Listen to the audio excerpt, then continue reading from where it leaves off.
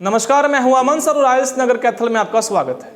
आशा करता हूं कि आप सब अच्छे हैं, खुश हैं और अपने परिवार के साथ अच्छा समय बिता रहे हैं। अगर आप भी इस भाई की तरह थाईलैंड का स्टिकर वीज़ा लगवाना चाहते हैं तो ये वीडियो आपके लिए है। अगर आप भी सोचते हैं कि वीज़ा ऑन अराइवल और ई वीज़ा से ज़बरदस्त होता है स्टिकर वीज़ा, तो ये वीडियो आपके लिए है। आज मैं हाजिर हूँ एक और कंट्री की वीज़ा प्रोसेसिंग को लेकर। क्या क्या करना होगा, कहाँ कहाँ जाना होगा, कौन सा फॉर्म्स भरना होगा, कैसे भरना होगा और कहाँ और कितना खर्च आएगा, ये सब कुछ आपको मैं इसी एक ही वीडियो में बता देता हूँ। थाईलैंड कौन नहीं जाना चाहता? लाखों भारतीयों की दिल की धड़कन है थाईलैंड, उनके मन की आवाज़ है थाईलैंड। मैं तो कुछ और ही समझ रहा था। और इसके पीछे बहुत सारे कारण हो सकते हैं, जैसे कि भारत और थाईलैंड के बीच का संबंध, थाईलैंड की वीज़ा ऑन अराइवल की फैसिलिटी भी बहुत सारे लोगों को अट्रैक्ट करती है। भारतीय लोगों के लिए सबसे कम बजट में सबसे अच्छी, सबसे रोमांचक और सबसे रोमांटिक जगह है थाईलैंड। खाओ माँ कसम। थाईलैंड के बीच और थाईलैंड की कंट्रोल पूरी दुनिया में मशहूर है। ये क्या हो गया? सुनाई नहीं दे रहा है, सुनाई नहीं दे रहा है। ये कैसे हो गया?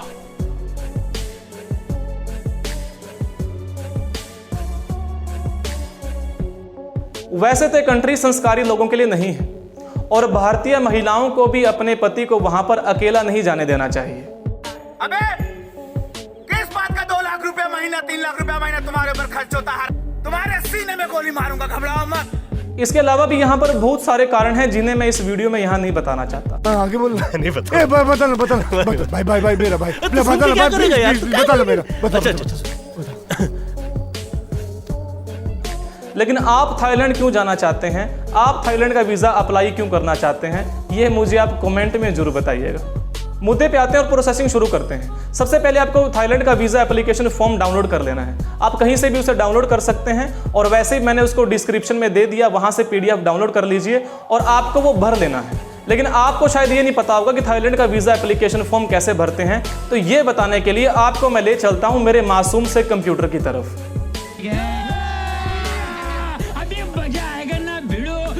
इस वीडियो की डिस्क्रिप्शन में ये फॉर्म आपको मिल जाएगा, वो PDF आपने डाउनलोड कर लेनी है, या फिर अगर आप गूगल से डाउनलोड करना चाहें तो गूगल से भी आप डाउनलोड कर सकते हैं। लेकिन आपने यही फॉर्म ही डाउनलोड करना है, visa application form, royal Thai embassy New Delhi. आपने यही डाउनलोड करना है, क्योंकि बहुत सारे यूट्यूब पर बैठे हुए इन्फ्लुएंसर्स आपको दूसरा फॉर्म दिखाते हैं, और हालांकि वो फॉर्म भी ऐसा ही दिखता है, लेकिन वो न्यू दिल्ली के लिए नहीं है, वो चेन्नई के लिए नहीं है, ना तो वो एम्बेसी के लिए है, ना ही वो कॉन्सुलेट्स के लिए है। तो आप जहां अप्लाई कर रहे होंगे आपने सिर्फ उसी का ही फॉर्म डाउनलोड करना है। अगर आप उन यूट्यूब इन्फ्लुएंसर्स की बात मान के वो वाला फॉर्म भर के ले जाएंगे तो वहाँ पर VFS का स्टाफ वो फॉर्म लेने से मना कर देगा और आपको वहीं पर ही ये वाला फॉर्म निकाल के दे देगा, न्यू दिल्ली एम्बेसी वाला।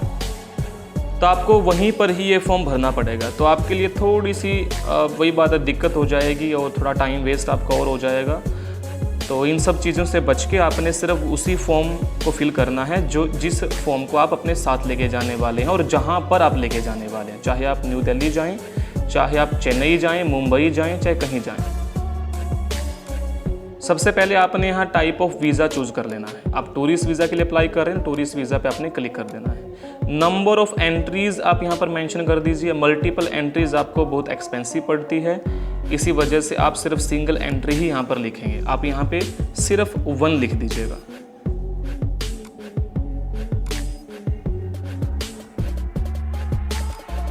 आपने अपना टाइटल चूज कर लेना है। फर्स्ट नेम आपने यहाँ पर मेंशन कर देना है और उसके साथ साथ बाद में फैमिली नेम या सरनेम अगर आपका है वो मेंशन कर देना है। आपने अपना नेम यहाँ पर कैपिटल लेटर्स में लिखना है, ब्लॉक लेटर्स में लिखना है, ये याद रखिएगा। अगर आपका पहले कोई नेम रहा है तो यहाँ लिखिए, वरना इसको छोड़ दीजिए। नेशनैलिटी इंडियन यहाँ पर लिख दीजिएगा। नेशनैलिटी एट बर्थ भी आप यहाँ पर इंडियन मेंशन कर दीजिएगा।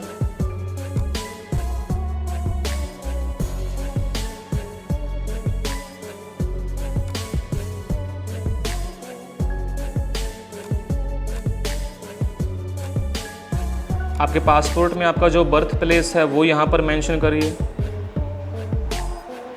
आपका मैरिटल स्टेटस क्या है, आप सिंगल हैं या मैरिड हैं या डिवोर्स्ड हैं, आप यहाँ पर लिखिए। डेट ऑफ बर्थ यहाँ पर मेंशन कर दीजिए। टाइप ऑफ डॉक्यूमेंट यहाँ पर मेंशन कर दीजिए। टाइप ऑफ डॉक्यूमेंट मतलब आपके पास पासपोर्ट कौन सी कैटेगरी का है, वो ऑफिशियल है, डिप्लोमेटिक है या फिर ऑर्डिनरी पासपोर्ट है। तो शायद आपके पास ऑर्डिनरी पासपोर्ट ही होगा, तो आप यहाँ पर ऑर्डिनरी पासपोर्ट लिख देंगे। पासपोर्ट नंबर और आपका पासपोर्ट कहाँ पर इशू हुआ था, कब इशू हुआ था, आपके पासपोर्ट की एक्सपायरी डेट क्या है, ये सब आपने यहाँ पर मेंशन कर देना, आम सी बातें हैं। इसके बाद आपका ऑक्यूपेशन क्या है, आपकी जॉब क्या है, आप क्या जॉब करते हैं और कहाँ करते हैं, आपने अपना ऑक्यूपेशन यहाँ पर मेंशन कर देना और उसके साथ साथ आपने यहाँ अपनी एम्प्लॉयर की डिटेल्स भी दे देनी है। आपका करंट एड्रेस क्या है, अपना एड्रेस यहाँ पर लिखिए जो पासपोर्ट में लिखा हुआ है। आपका परमानेंट एड्रेस क्या है, अगर वो ऊपर लिखे हुए एड्रेस से अलग है तो आपने यहाँ पर मेंशन कर देना है, अदरवाइज को खाली छोड़ देना है। अगर आपके साथ कोई चाइल्ड भी जा रहा है तो आपने यहाँ पर भी उनकी डिटेल्स दे देनी है। आप ट्रैवलिंग कैसे करेंगे, ट्रेन से करेंगे या फिर एयरप्लेन से करेंगे, तो आपने यहाँ पर एयरप्लेन चूज कर लेना है। आप जिस एयरप्लेन से जाएंगे आपने फ़्लाइट नंबर भी यहाँ पर मेंशन कर देना है। कितने दिन आप थाईलैंड में रुकेंगे, 7 डेज़, 10 डेज़, 5 डेज़, वो आपने यहाँ पर मेंशन कर देने हैं। अगर आप पहले भी कभी थाईलैंड गए हैं तो आपने उसकी डेट यहाँ पर मेंशन करनी है ट्रैवलिंग की, और यहाँ पर पर्पज़ ऑफ विज़िट भी आपने दोबारा फिर टूरिज़्म ही मेंशन कर देना है। यहाँ टिक मार्क कर दीजिए। अब किन कंट्रीज़ के लिए आपका पासपोर्ट वैलिड है, वैसे तो भारतीय पासपोर्ट हर एक कंट्री के लिए ही वैलिड है, लेकिन आप जानते हैं कि इस दुनिया में कुछ ऐसे भी देश एग्जिस्ट करते हैं जो अपने पासपोर्ट पर ये मेंशन करते हैं कि हमारा ये पासपोर्ट इज़राइल में नहीं चलेगा या फिर हमारा ये पासपोर्ट इराक में नहीं चलेगा, लेकिन आपने इंडियन होते हो यहाँ पर ऑल कंट्रीज़ ही मेंशन करना है। आप थाईलैंड में कहाँ पे रुकने वाले हैं, उस होटल का आपने पूरा एड्रेस यहाँ पर मेंशन करना है। Name and address of local guarantor, आपने लोकल गारंटर का नेम और एड्रेस भी यहाँ मेंशन करना है। आप अपने पेरेंट्स का नेम और एड्रेस यहाँ पर लिख सकते हैं, वो आपके गारंटर हो सकते हैं, या फिर आप अपने एम्प्लॉयर की डिटेल यहाँ पर डाल सकते हैं, कोई बड़ी बात नहीं। और थाईलैंड में आपका गारंटर कौन होगा, वो आप सिर्फ अपना होटल का नेम ही यहाँ पर डालेंगे, होटल का एड्रेस ही यहाँ पर लिखेंगे। इसके बाद आपने यहाँ पर सिग्नेचर कर देने हैं, और यहाँ पर जिस दिन आपने सिग्नेचर करे हैं वो डेट भी आपने यहाँ पर मेंशन कर देनी है। दोबारा फिर आपने नीचे यहाँ पर सिग्नेचर कर देने हैं और फिर से आपने यहाँ पर डेट भी मेंशन कर देनी है।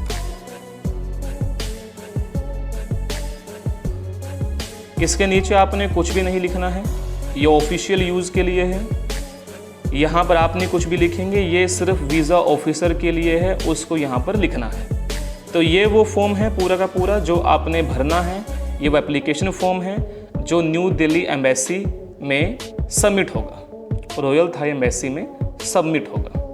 अब मैं आपको दूसरा फॉर्म भी दिखा देता हूँ। ये तो आपने फिल कर लिया, तो आप अपने साथ लेके जाएंगे। अब कुछ यूट्यूबर आपको ये वाला फॉर्म भी दिखाते हैं, जैसा मैंने पहले भी कहा है, लेकिन आपको ये फॉर्म ना तो भरना है, ना ही आपने ये फॉर्म आपके साथ लेके जाना है। ये न्यू दिल्ली के लिए नहीं है, और अगर आप मुंबई से चेन्नई से अप्लाई कर रहे हैं तो उसका भी फॉर्म है एक अलग, आप वो डाउनलोड करके वही फिल करिएगा।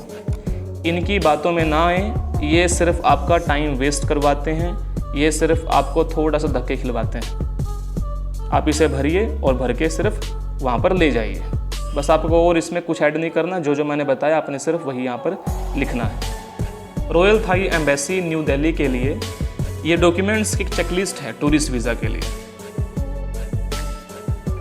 आपने यहाँ पर अपना नेम लिख देना है, डेट लिख देना है और पासपोर्ट नंबर लिख देना है।